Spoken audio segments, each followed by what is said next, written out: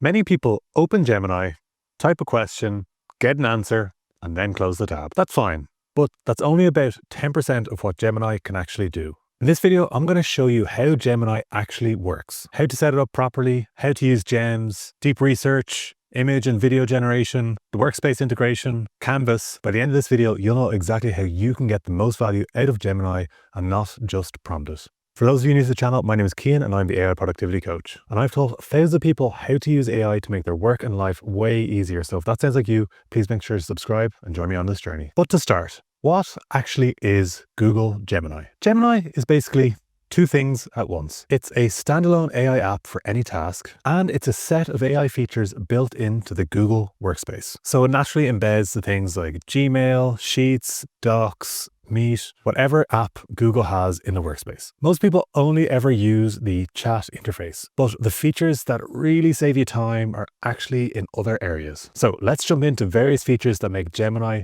unstoppable. But before you do anything, the easiest thing you can do to get really good value out of Gemini is to just set it up properly. Now, this maybe isn't the sexiest part, but I promise you'll get way better results if you just do this before you jump into the tool. So you can see here we're on the main page. So you basically go down to the bottom left into settings and help, and you can see all these different options. What we're going to do is start with personal context. And basically, you want to make answers more personalized to you so you can get a personalized experience with memory of your past chats. So to do that, you can very simply switch on memory. And basically, this allows Gemini to learn from your past chats and understand more about you. So the more you chat to it, the more it knows about you, and the less you have to repeat yourself, and the more personalized the answers are for you. And you can also manage and delete your past chats anytime, which influences the memory. The next section is your instructions for Gemini. So this is basically how you want Gemini to interact with you or respond to you. And so some examples they've given is start responses with a TLDR summary, use bullet points for long paragraphs. Other examples could be use US English as opposed to British English. Don't use M dashes.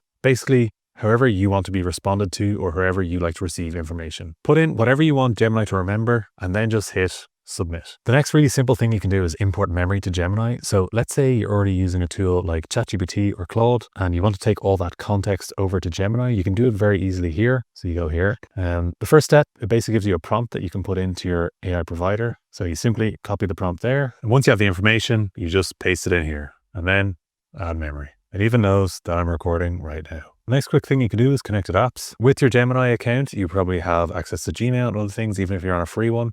And you can simply choose to switch this on as you like. Just read through the terms and conditions and make sure you're okay with them. But basically, this will allow you to pull in emails or any other context from your Google Workspace. And again, just have more context on you to make your answers better. Some other examples that you can include are Google Photos, YouTube Music, GitHub, SynthID, and I'm sure they're going to add more and more of these as it develops. The final quick thing you can do is schedule actions. So basically, these are actions that happen at a certain time. So you can essentially put Gemini to work while you're away. And so when a scheduled action is ready, it will show in your chats. So they have a few templates there. So maybe you could do something like a news digest, could be send me the daily AI news. And you could obviously make the prompt more detailed. And then you simply just create it and it will get a daily news digest at 9 a.m. every day. So many use cases here, but that's just a good way to get some kind of automations going in Gemini. So this takes about 5 minutes in settings, really easy to do. If you're going to do one thing from this video, do this, and I promise you, you'll get better results. It will also make all the other features that I go through next way better for you and your experience. Speaking of other features, let's jump into 5 features that are really great on Gemini. Starting with feature number 1, gems. What are gems? So every time you start a new task, for example, writing a brief or drafting a comm, you basically have to write the same instructions in every time to get the format that you want. Gems basically fix that. A gem is a custom version of Gemini. You can configure it with saved instructions once, and then every time you use it, it will repeat the same instructions and you get the output in the way that you want. And they're really easy to create. So to create a gem, you basically come over to the left rail here and you'll see gems. Just click on that. And then you'll get brought to this gem interface. Similar to the other areas, you have a few pre-made gems by Google, but you can create your own ones. So I actually have a writing assistant already, but I'll create a new one, which is basically called a brand voice gem. And this is one that writes in my style every time without me having to explain it. So it's pretty easy to make. You just have to give it a name. So I'm going to call it brand voice gem. So the description is gem that writes in my style every time without me explaining it. So, and the instructions are, you are my content writing assistant for the AI productivity coach.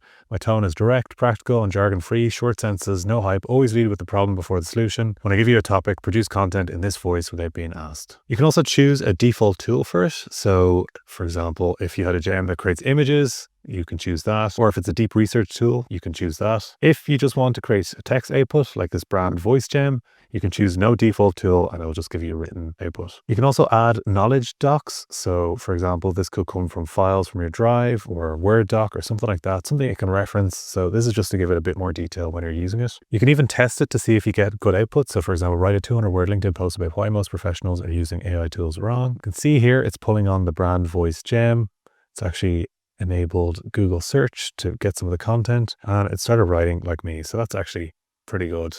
I'd probably make some tweaks to this, but a good start anyway. Once you're done, you can save the gem and then you'll see the gem shows up here in your gems. So this is a really good feature if you have a task that you do at least one time a week. You can just set it up once and then whenever you do that task, you can pull it in, get the output in the way that you want without having to repeat the instructions. Moving on to feature number 2, deep research. Deep research is not just a chat response. It's basically a research agent. You give it a question, it breaks it into multiple sub-questions, goes off and does the research and returns with a pretty comprehensive report and answer. It usually takes 5 to 10 minutes and you get a multi-page report with multiple citations. It runs in the background. You can go away and work on something else while it's doing all of this. And you can point it at your own content. So Gmail, Google Drive, whatever it might be. And of course, it can also use Google search and look at YouTube videos as well. So in one run, it can combine research on loads of external sources as well as your own internal sources, giving you a full comprehensive report of what's happening outside as well as what you're interested in or what you're working on. And Gemini is one of the few tools with this integration built into its own system natively. Of course, you should always check the report and its citations if you're going to share it or use it in anything, but it can do a lot of the work and pull all the stuff together. One other really important thing to note here is NotebookLM. Once you have a research report, you can actually pull it into NotebookLM, which is Google's research companion tool. And you can add external sources to that.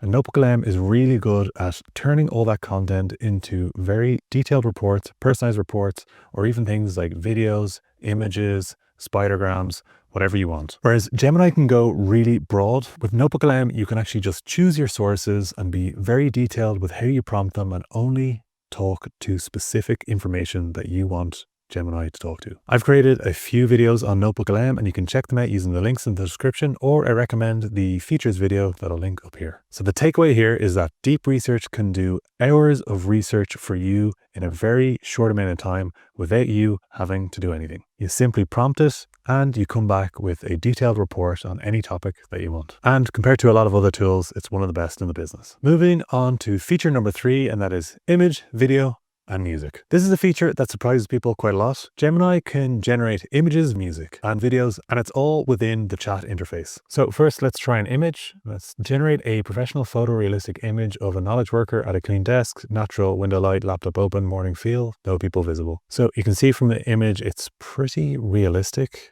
You know, like it's gotten all the lighting pretty well done. Even edit it if you so please. You can also add text if you want. You notice that all the images will have this Gemini logo down here in the bottom right.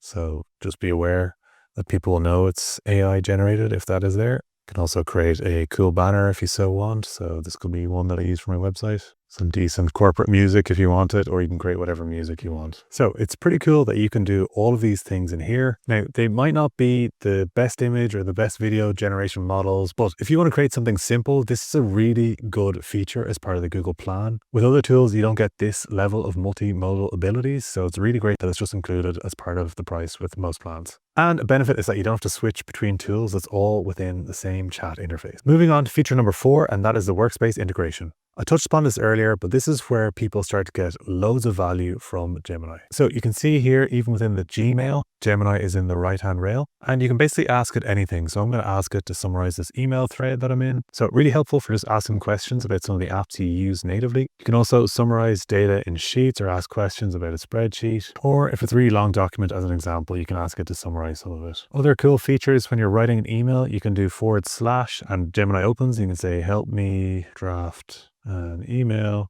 So you can do / and prompt it something like, help me draft an email looking for a promotion. Gemini will instantly draft it for you. So you have a quick draft, just having to do one simple prompt. So this is great that Gemini shows up where you work. If there's one area that you're not that strong at, so for example, maybe you're not great at analysis, this can be quite a helpful companion when you're in a tool like Sheets and can help you make sense of something that was otherwise quite complicated. So a great way to avoid having to copy and paste between tools, you can ask it specifically on the tools that you're in, and it has all the context of the doc or the sheet or your email right there. This is basically AI that comes to your work, and you don't need to copy and paste your work out into an AI tool. It's all just there. Finally, moving on to feature number 5, and that is Canvas. Canvas is Gemini's editable workspace for documents, slides, apps, and code. For example, you could take the deep research report that we had earlier and just ask it to open this up in a Canvas, and you can see it pops this extra screen over here to the right. And then you could ask it, take this deep research report and turn it into a 5-slide presentation outline.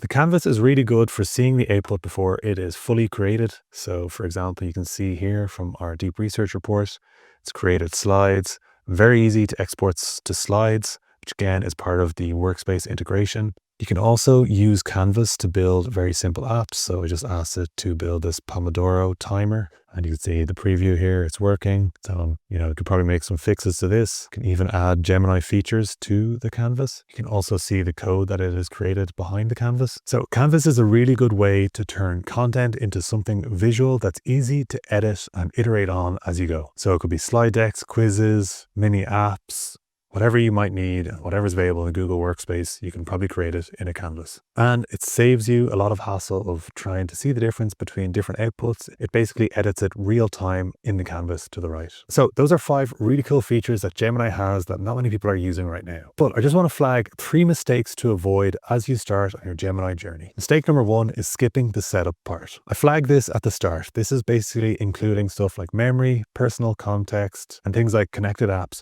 when you initially set up Gemini. As I said, it only takes 5 minutes and it really will make your answers way better. Mistake number 2 is vague prompts. So if you ask Gemini things like summarize this or write a post about this, you're likely going to get generic output and you probably won't be impressed by Gemini as a tool. Same goes for creating your gems or any of the other tools. Be specific about what you want, and then you'll start to see the true power of Gemini. And mistake number 3 is treating context window like it has infinite storage. Different plans have different levels of context windows. So the less context window you have, the less chance it will have of connecting all the dots between everything you're doing. So basically, when you start a new task, start a new chat, so you start a new context window. Now, let's quickly talk about the free versus the pay plans. And the free tier is actually more capable than most people think. With the free tier, you get loads of features, including some of the models, deep research, as I talked about, Canvas and Gems, as well as image generation and editing. You also get access to NotebookLM and Flow, which is the AI filmmaking tool that they have. So when would you start paying? Basically, there are 3 other plans for personal subscribers. So AI Plus, AI Pro, and Google AI Ultra. For Plus, you basically pay in case you want Gemini in Gmail vids and a bit more storage, and you basically get more access. Similar on Google AI Pro, you'll get higher access to new and powerful features. You also get access to Gemini Code Assist and Gemini CLI, Google Anti-Gravity if you're into coding. You'll also get access to other Google apps like Docs and more storage. And then Ultra, you get the highest level of access, more access to models and features. You get the same tools as well. You also get YouTube Premium individual plan and a whole load of storage. There are also other plans that you can get with a corporate Google account. I won't go into them here, but I do have a video which goes through all the Gemini plans and you can check it out using the link in the description or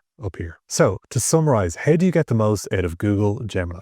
To start, you need to personalize it, so you set up memory, personal context, and connected apps before anything else. Then create gems depending on whichever repeatable tasks you have. Use deep research to save you time and replace hours of manual research. Use the native image, video, and music generation inside the same interface for anything creative that you're doing. Leverage the Workspace integration so the AI works inside the tools you already use. And finally, use Canvas to turn research or prompts into ready-to-use content, apps, slides, or whatever you might need. Gemini works best when you stop just chatting to it and start connecting your work to it. So that's the full Google Gemini tutorial. Which of these features are you going to try first? Let me know in the comments. I'd love to know. And please tell me, What would you like to learn next? I'm always trying to help you with things that you are all going through and what you're seeing in the AI world, so let me know in the comments and I'll be sure to add it to the list. If you found this video helpful, please make sure to like and subscribe to the channel. I also have a weekly AI productivity newsletter and you can sign up using the link in the description below. Thank you so much for watching and I'll see you